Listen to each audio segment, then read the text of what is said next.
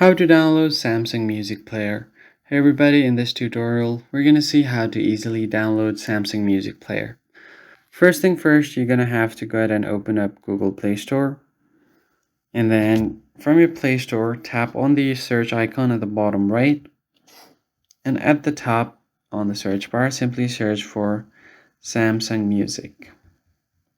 Hit enter. And you'll find Samsung Music right here on top. Go ahead and tap on it.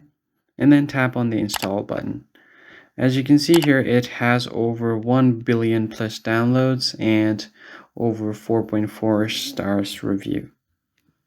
Once you download the application, wait for a bit.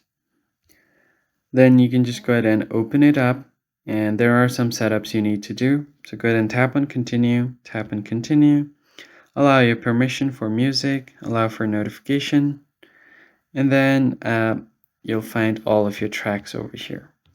That's basically it, guys. I hope this tutorial was helpful. Hit the like button down below, subscribe to the channel, and I'll catch you guys in the next one.